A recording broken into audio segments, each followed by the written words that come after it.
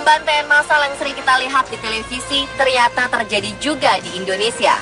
Sejak zaman penjajahan, tersebar beberapa lokasi pembantaian massal yang dilakukan oleh para penjajah maupun para pemberontak di negara ini. Bagaimana keadaan lokasi itu kini? Inilah 7 lokasi pembantaian massal di Indonesia versi on the spot.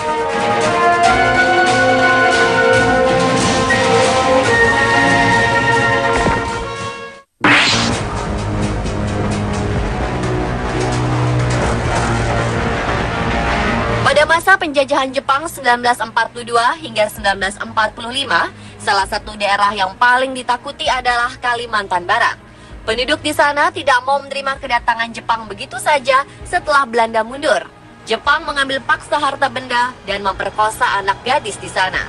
Sultan dan para cendekiawan di Kalimantan Barat pun berkumpul untuk membuat strategi mengusir Jepang dari tanah mereka.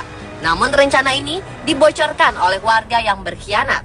Jepang mengetahui rencana tersebut dan menangkap semua cendekiawan yang berkumpul, termasuk Sultan Pontianak. Mereka dibawa ke Desa Mandor, Kabupaten Landak, Kalimantan Barat untuk dibantai. Desa Mandor dipilih karena waktu itu belum banyak penduduk yang tinggal di sana dan area hutan masih luas. Diperkirakan para bangsawan dan cendekiawan ini dibunuh dengan samurai.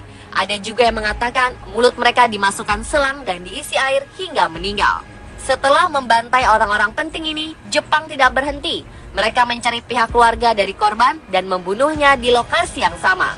Ada 21.000 orang yang tewas dalam pembantaian ini. Peristiwa genosida ini sukses membuat Kalimantan Barat kehilangan kaum intelektual selama 3 dasawarsa. Ketika Jepang menyerah dan meninggalkan Indonesia, Sultan Hamid II yang selamat dari pembantaian ini menemukan tulang belulang korban pembantaian. Sultan ini selamat karena ketika Jepang menduduki Indonesia, dia hijrah ke Belanda bersama istrinya yang berkebangsaan Belanda. Dia pun mengumpulkan tulang belulang ini dibantu tim ahli dari Australia dan penduduk setempat. Selama 3 bulan, tulang belulang yang berserakan tersebut akhirnya dimakamkan di 10 makam massal yang sengaja dibangun oleh Sultan. Namun setelah itu, makam ini kemudian sedikit diabaikan. Setelah puluhan tahun, akhirnya pemerintah daerah melakukan perbaikan bagi makam ini. Tanggal 22 Juni 1977, Gubernur Kalimantan Barat meresmikan tempat ini sebagai makam Juang Mandor. Tanggal 22 Juni merupakan tanggal di mana peristiwa berdarah itu terjadi dan hingga sekarang ditetapkan sebagai hari berkabung di Kalimantan Barat.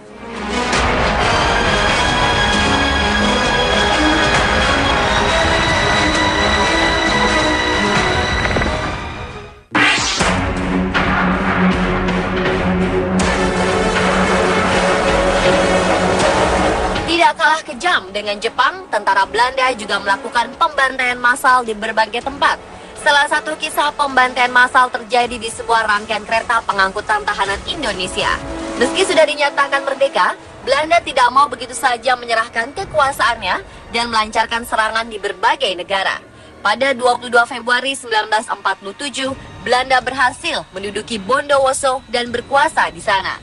Para pejuang tidak mau tinggal diam dan melakukan perlawanan. Beberapa pejuang ini ditangkap oleh Belanda. Ada sekelompok pejuang yang tiba-tiba disergap oleh Belanda ketika mereka sedang bergerilya.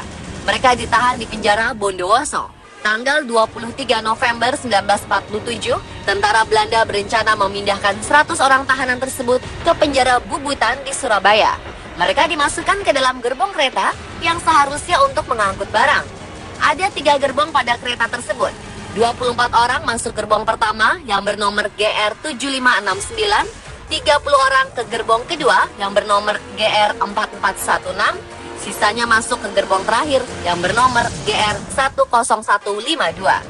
Selama 16 jam, para tahanan ini harus berjuang mempertahankan hidup tanpa diberi makanan atau minuman dan udara yang cukup. Rakyat yang ada di luar kereta saat melintas pun dilarang mendekati gerbong. Beberapa kali tahanan tersebut berteriak minta minum dan udara, tapi tidak digubris. Akhirnya, ketika tiba di stasiun Wonokromo, kereta berhenti. Dan setelah didata, 46 orang tahanan meninggal karena kekurangan minum dan makanan, sisanya sakit parah dan lemas. Salah satu tahanan mengaku bahwa mereka terpaksa minum air seni dan keringat sendiri untuk bertahan hidup. Gerbong ini sekarang berada di Museum Brawijaya, sedangkan di Bondowoso dibangun monumen gerbong maut untuk memperingati insiden berdarah ini.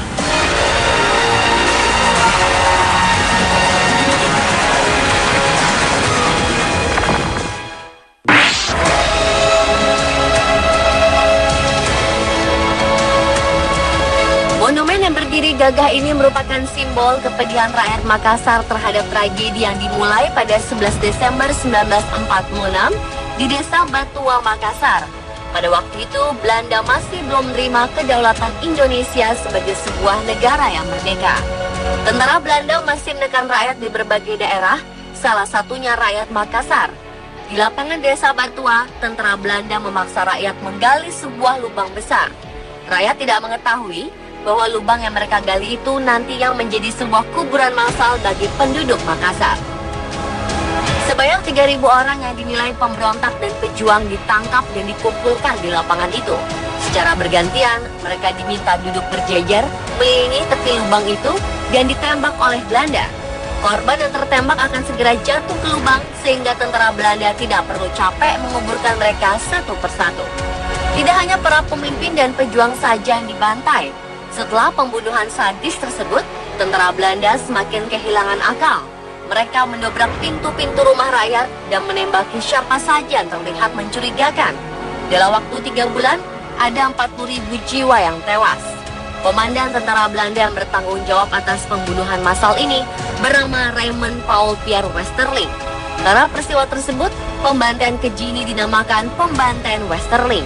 Tanggal 11 Desember menjadi hari berkabung di Makassar untuk memperingati peristiwa pembantaian tersebut.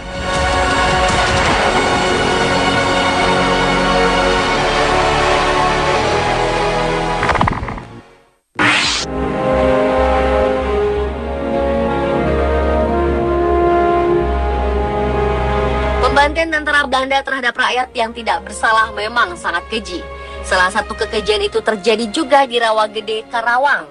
Kala itu pasukan Belanda mencari seorang pejuang bernama Lukas Sutaryo yang sepak terjangnya membuat Belanda kesal. Pada 9 Desember 1947, Belanda melacak jejak Kapten Lukas mendengar berita bahwa Kapten Lukas tengah berada di Rawagede. Mereka pun menyerbu desa itu dengan 300 orang tentara. Ketika rakyat Rawagede baru selesai melakukan sholat subuh, Belanda menggedor pintu rumah penduduk dan menggeledah setiap sudutnya untuk mencari orang yang dijuluki Begundal Karawang ini.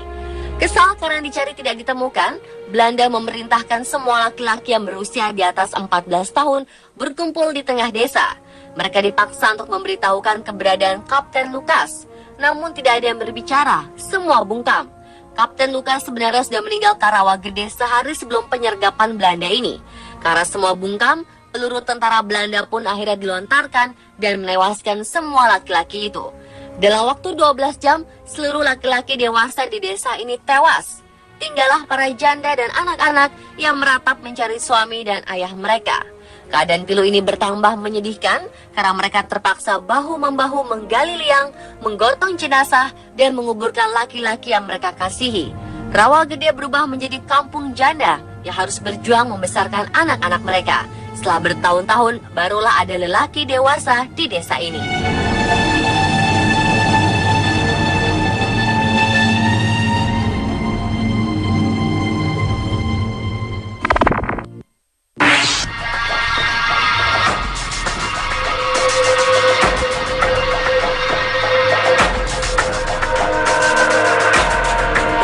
Selanjutnya merupakan saksi kekejaman bangsa kita sendiri.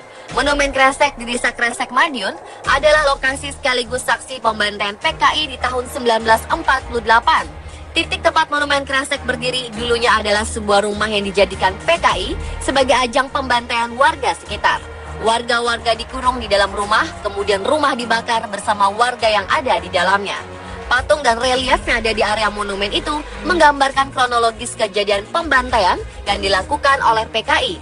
Tidak hanya warga, beberapa anggota tentara juga ikut menjadi korban dalam pembantaian massal ini. Ada sebuah sumur di area ini yang menjadi makam bagi para korban pembantaian di sini. Di dekatnya diukir nama-nama tentara dan para pamong desa yang dibantai. Salah satu prajurit TNI yang gugur dalam pembantaian itu adalah Kolonel Marhadi. Namanya lalu diabadikan menjadi salah satu nama jalan di kota Madiun.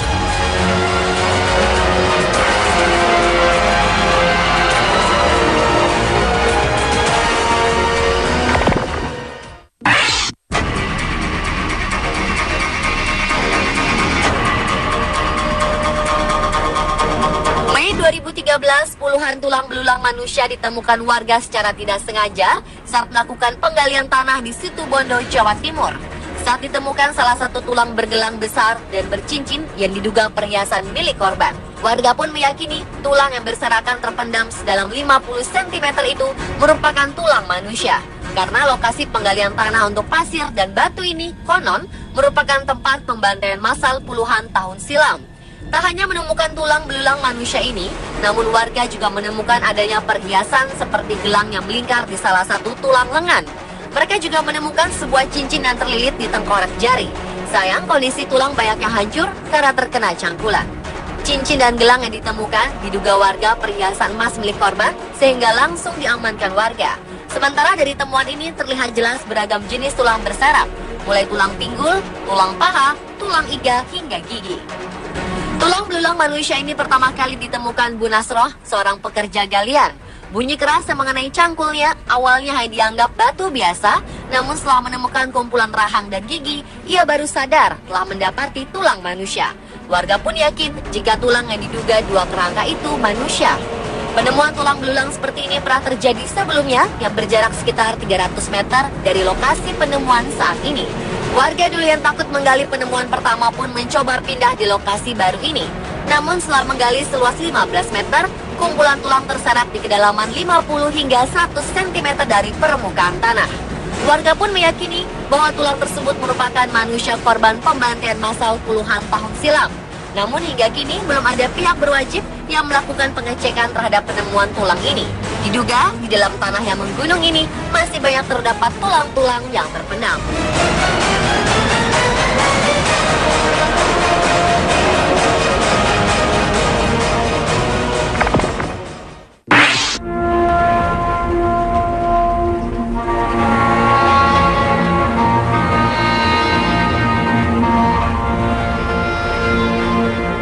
Kejadian G30S sampai sekarang masih menjadi kontroversi.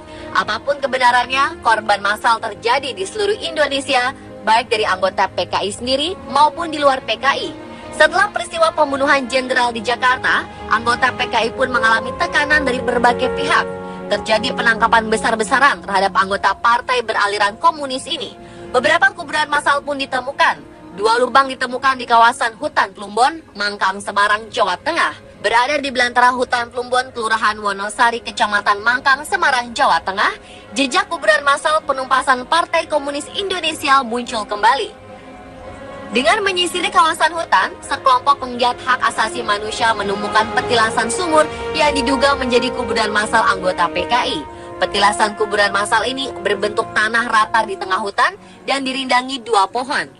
Salah satu saksi pembantaian ini menceritakan bahwa kuburan massal ini awalnya berbentuk 3 lubang sumur dengan diameter 2 meter dan kedalaman 1,5 meter. Namun ketika itu yang digunakan untuk kuburan hanyalah 2 lubang. Sebelumnya anggota PKI dieksekusi dengan cara ditembak, mata ditutup plastik, dan tangan terikat. Dikabarkan jumlah jasad anggota PKI yang ada di sumur hutan Plumbon berjumlah 24 orang dan salah satunya wanita.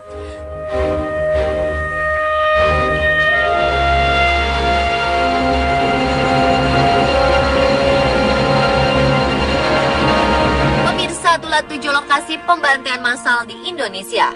Semua lokasi meninggalkan kisah yang kelam dan menjadi peringatan bagi kita untuk tetap hidup dalam damai.